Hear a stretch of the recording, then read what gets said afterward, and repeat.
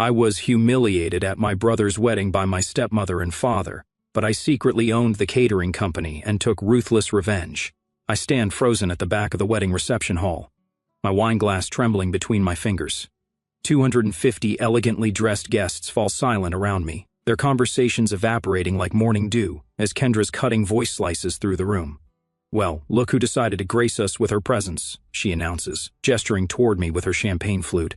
My stepdaughter finally left her little taco truck business to join real society. The crystal chandelier light catches on my simple navy dress, the one I spent 3 paychecks on, hoping to fit in just this once. A mistake, clearly. The light fractures through my wine, casting blood-red shadows across my hand. I search for Tyler across the sea of shocked faces. My brother stands near the head table, his new bride clutching his arm. Something in my expression must register because the hope I'd been nurturing all day crumbles as I watch him glance at our father instead of coming to my defense. "Maybe she's finally ready to stop playing restaurant and get a real career," my father adds, his words slurring slightly. He laughs too loudly, the same booming sound that once meant safety before it became the soundtrack to my erasure. Across the room, Abigail, Tyler's new wife, catches my eye. Her lips form the words "I'm sorry," while her hand tightens around Tyler's arm. Too little, too late. Behind her, the catering staff moves with quiet efficiency, setting up for dinner service. White-gloved hands arrange gleaming silverware. The servers' faces remain professionally neutral, though one glances my way with a furrowed brow. This morning seems a lifetime ago. Tyler's handwritten wedding invitation had arrived last month, the personal note at the bottom reigniting a hope I thought long extinguished. "I miss you, sis." After 5 years of silence, those 4 words were enough to make me believe reconciliation was possible. I'd spent hours preparing, choosing the perfect gift, a handcrafted copper cookware set that cost nearly a month's profit. I practiced cordial greetings in the mirror. "Congratulations, Tyler. She's lovely. It's good to see you, Dad. The venue is beautiful, Kendra." Rehearsed lines that now stick in my throat like fish bones. I'd even offered my catering services as a peace offering. "No pressure," I'd written in my response. "Just something to consider." Tyler's polite refusal came quickly. "Thanks, but we've already booked someone with more formal experience." Yet, I came anyway, convinced that blood might finally be thicker than Kendra's influence. That same old foolish hope had me ironing my dress this morning, applying makeup with a steady hand, whispering to my reflection, "Today will be different." The whispers start at the edges of the room, spreading inward like ripples in a still pond. I place my untouched wine on a nearby table with deliberate care. Nothing hasty, nothing that could be construed as emotional. The crystal makes a small, clear sound against the polished wood. I walk toward the exit, back straight, chin lifted, each step measured and unhurried. The carpet muffles my footsteps. The whispers follow me like shadows. A young waiter steps into my path, his eyes widening in recognition. "Miss Sanchez, are you—" I shake my head once, slightly, and he steps aside. The heavy doors close behind me with a soft thud that echoes in the empty hallway. In the sanctuary of the corridor, I pull my phone from my clutch. 3 missed calls from Marco, my operations manager. A text message appears. "Boss, aren't you at the Anderson Mills wedding? That's our new acquisitions event." I stare at the screen, read the message again, then a third time. 2 weeks ago, we'd finalized the purchase of Elegant Occasions, a mid-sized catering company with an established client list. I'd been so busy with the acquisition paperwork that I hadn't reviewed their upcoming events roster. The realization hits me like a physical blow. I now own the catering company serving my brother's wedding. I lean against the wall, a laugh catching in my throat. My father and Kendra are in there mocking my little taco truck business while eating food provided by my company, the company that now employs 40 people, the company that grossed 7 figures last year. I straighten, tucking my phone away. The hurt transforms, hardens into something else entirely. My reflection in the mirrored wall shows a woman I barely recognize, eyes clear, jaw set, shoulders squared. They have no idea who I've become when they weren't looking, and they're about to find out. My knuckles turn white against the steering wheel. The wedding venue shrinks in my rearview mirror, but the weight in my chest remains. I pull into a deserted scenic overlook, cut the engine, and let the silence wash over me. Rain patters against the windshield, a gentle rhythm that pulls me backward in time. I'm 15 again, standing beside my mother's casket, rain drumming on the funeral tent. My father shifts beside me, his gaze drifting across the gathering to land on Kendra Palmer, his administrative assistant. Their eyes meet, hold. My stomach twists with something I can't name. 6 weeks later, Kendra is helping us organize the house. I come home from school to find my mother's photos missing from the walls. "Where are the family pictures?" I ask, panic rising. Kendra's smile doesn't reach her eyes. "Your father and I agree that redecorating will help everyone move forward. Change is healthy, Elena." She pats my shoulder. That night, I hunt through the house, finally discovering my mother's photos boxed in the attic. 3 months later, the boxes disappear entirely. When I confront my father, he sighs like I'm being difficult. "Kendra donated some old things. We can't live in a museum, honey." The memories cascade faster now. College application season. My father reviewing Tyler's essays while I work the night shift at Denny's. My brother's 18th birthday. A new Camaro in the driveway with a giant red bow. My straight-A report card met with a distracted nod over my father's newspaper. The rain falls harder against my windshield, matching the rhythm of my heart.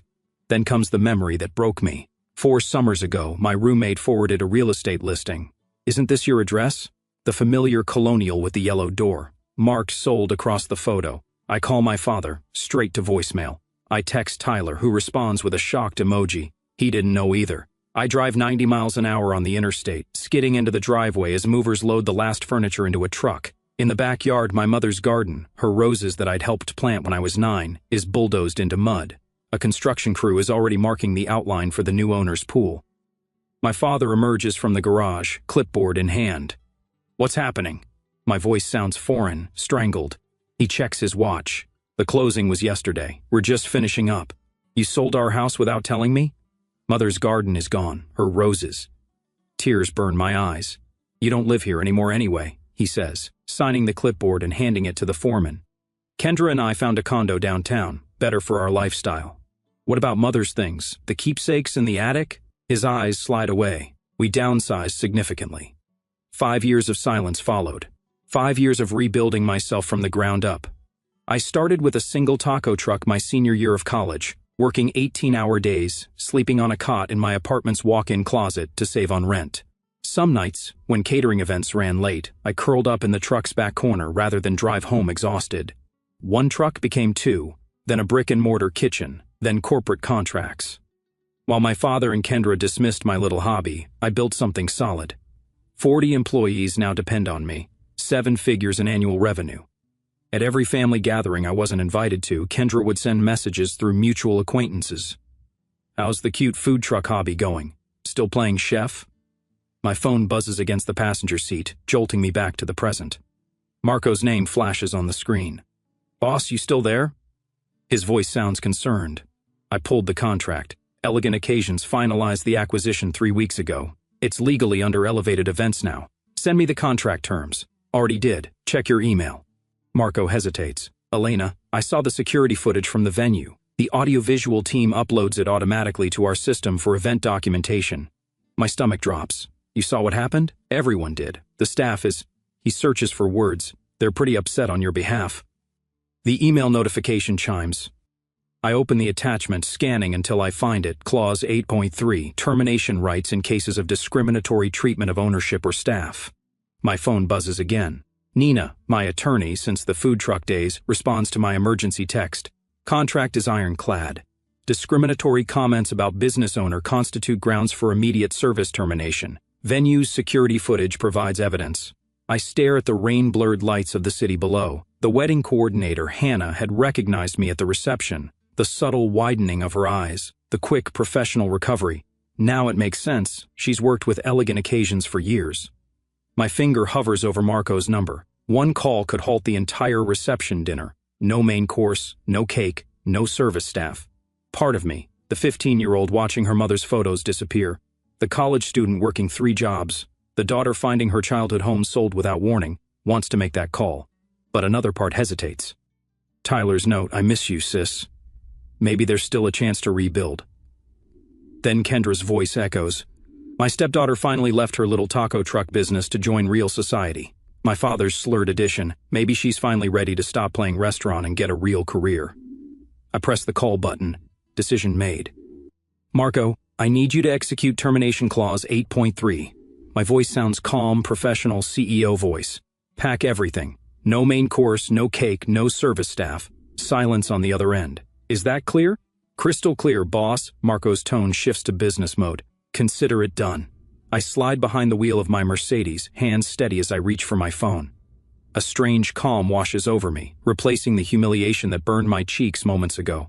The screen lights up with another text from Marco. Boss, need instructions. We're fully set up for dinner service. My thumb hovers over the call button. Through the windshield, I can see the reception hall's grand entrance, where a server has just stepped outside for a cigarette break. He wears the elegant occasion's uniform, my uniform now. I press call. Elena, Marco answers on the first ring. I thought you were attending as a guest. Change of plans. My voice sounds different, crisp, detached, all CEO, the voice I use in boardrooms when acquisitions are on the table. I need you to execute a full withdrawal immediately. Silence on the line stretches for 3 beats. A full withdrawal? You sure? The main course is prepped. Cake's already on display. Pack everything. No main course, no cake, no service staff. I start the engine, the quiet purr matching my controlled tone. Tell everyone to leave. Absolute professionalism. No explanations to guests. Marco clears his throat. This is your brother's wedding, right? Half-brother, the correction, slips out before I can stop it. And yes, another pause. I can picture Marco's expression, the furrow between his brows that appears whenever unexpected complications arise. You got it, boss. Clean exit, 15 minutes tops. His loyalty doesn't require explanation. He's been with me since the first food truck, sleeping in his car during those early catering events, when we couldn't afford hotel rooms. Marco, when the venue coordinator asks why, and she will, simply state that Clause 803 of the contract has been triggered. Discriminatory treatment of ownership, he recites from memory. This isn't personal, I say, though we both know that's not entirely true. It's a business decision. I end the call and back out of my parking space, positioning my car where I can observe the service entrance without being seen from the main doors. Within minutes, I witness the silent ballet begin.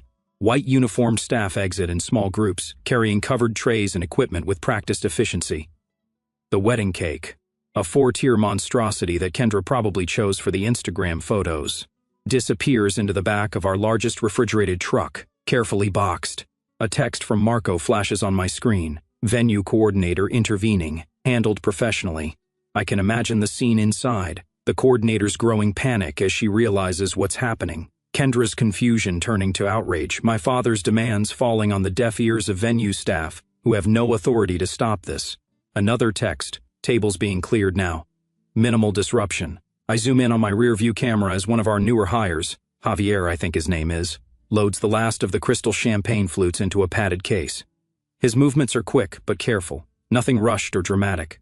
No one watching would realize this is anything but standard procedure. My phone buzzes persistently now, a call from an unknown number, likely the venue. Decline. A text from Tyler. What the hell? Wedding coordinator says caterer's leaving. Emergency. Call me. Delete. I pull away from the venue, driving toward the hill country outside the city. The sunset paints the sky in colors my mother would have loved, deep pinks fading to purple. She taught me to appreciate these moments, to find beauty even when life felt fragile. The sky never forgets to change, Elena, she'd say during her final months. Remember that nothing stays the same forever. 10 miles from the venue, I pull into a scenic overlook. The city glitters below, distant and small. My phone continues its symphony of alerts. The weight I've carried for years, the dismissals, the casual cruelty, the erasure from my own family narrative doesn't exactly lift. But something shifts inside me, subtle yet profound. This wasn't a screaming match or a dramatic scene, just business consequences for personal disrespect. For the first time in years, a genuine smile forms on my lips, small but real. I take out a business card, the new ones with the embossed logo that took 6 design revisions to perfect, and write on the back, contract terminated per Clause 8. 3. Discriminatory treatment of ownership. My phone rings again. Tyler, this time. I silence it and pull back onto the road, heading home. By now, 250 hungry guests are wondering where dinner went. Kendra is likely in full crisis mode. My father, never one to handle unexpected challenges soberly, is probably at the bar. None of them know who actually pulled the plug. The name Elevated Events Catering appears on the contract, not Elena Sanchez's estranged daughter and sister. The business was registered, under my corporation, with Marco as the signatory on this particular event.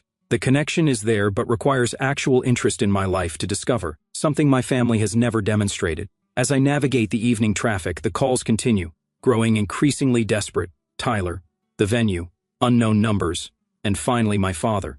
Years ago, that last one would have sent me into a spiral of anxiety and hope. Now, I simply connect my phone to the car speakers and let Bach's Cello Suite No. 1 drown out the notifications. Sometimes, the loudest statement is the one made in silence. I turn onto my street where my condo building rises against the darkening sky. The doorman nods as I pull into my reserved spot. He doesn't know about my evening, about the power shift that occurred without a single raised voice. "Evening, Miss Sanchez," he says, opening my car door. "Everything all right? You're home earlier than you mentioned this morning." "Everything's exactly as it should be, Frank," I answer. And for the first time in a very long time, I mean it. Sunlight streams through my kitchen window, casting honey-gold patterns across the marble countertop. The coffee maker hisses and bubbles, a comforting morning ritual untouched by yesterday's chaos. My hands remain steady as I pour the dark liquid into my favorite mug, the one with hand-painted lilies that Mom gave me on my 15th birthday. My phone vibrates against the counter for the 19th time this morning. The screen illuminates with Tyler's name, joining the parade of missed calls and unread texts that began at dawn. I take a deliberate sip of coffee before finally glancing at his message. Someone sabotaged our wedding. The caterer just disappeared. Dad's lawyer is involved. Call me back. The corner of my mouth twitches. I scroll through the digital avalanche, each message more frantic than the last.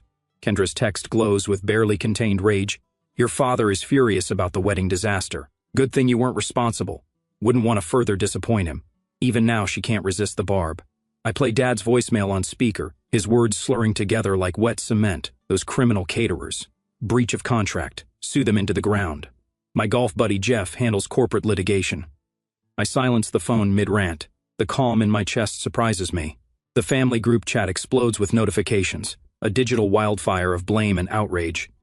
"Has anyone tracked down the company owner?" Dad demands. "I'm organizing the guests to write reviews," Kendra chimes in.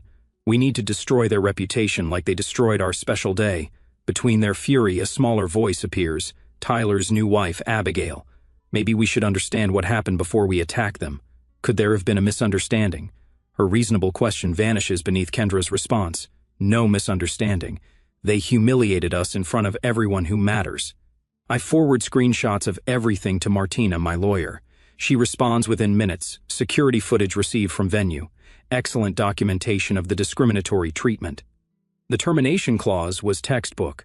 "Your company's reputation remains spotless. 47 five-star reviews and not a single contract violation in 5 years. The evidence supports your position completely."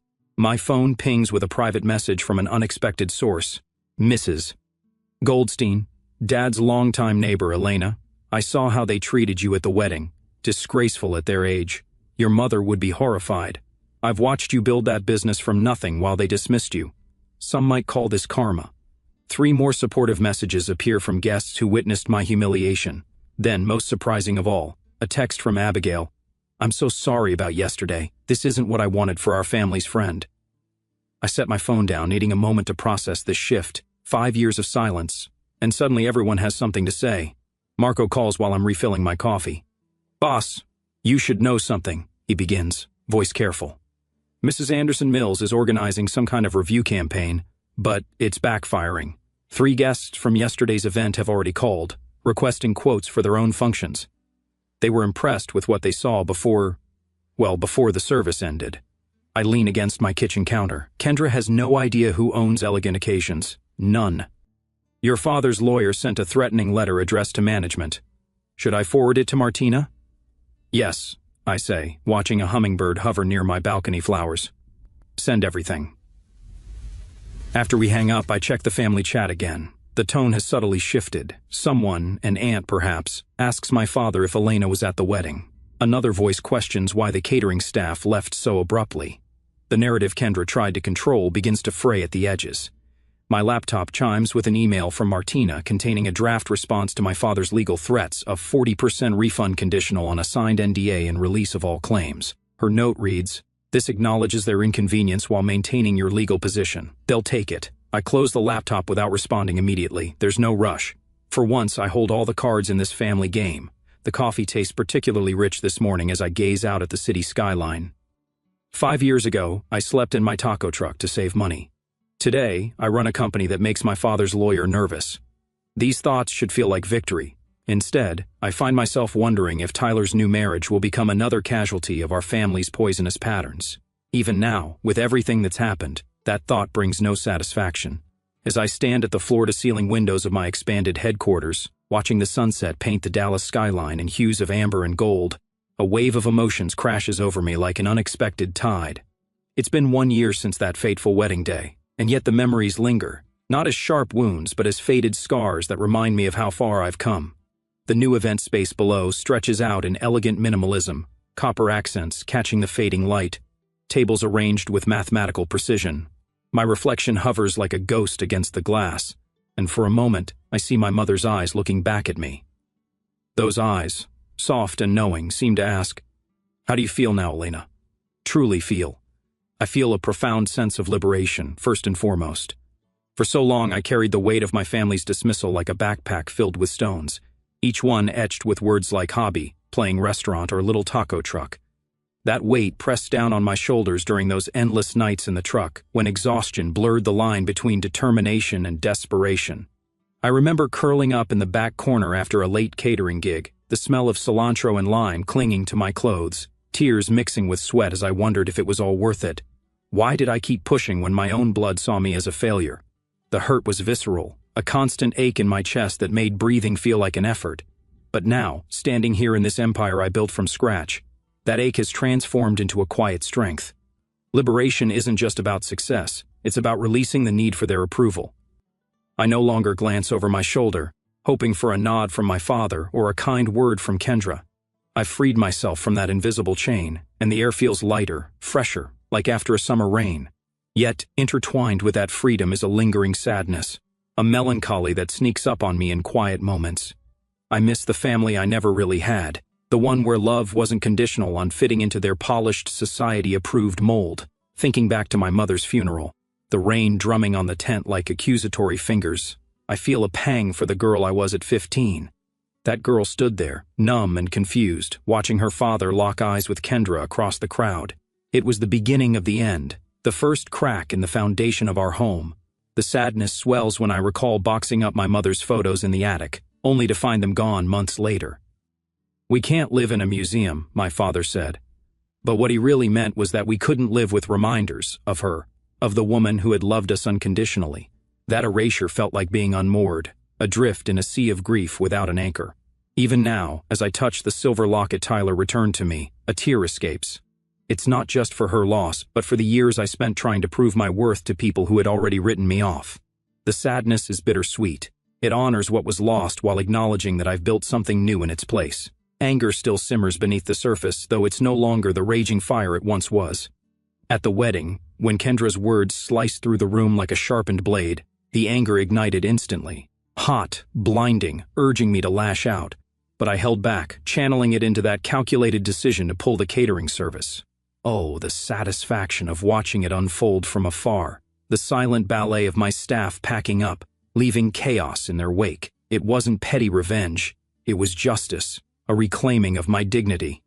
Yet, the anger resurfaces when I think of Kendra's manipulations, the way she wormed into our lives, donating my mother's keepsakes, pushing Tyler toward advantageous marriages, draining my father's accounts. She's a symbol of everything toxic in our family dynamic, and sometimes, in the dead of night, I clench my fists imagining what I'd say if we ever faced off again.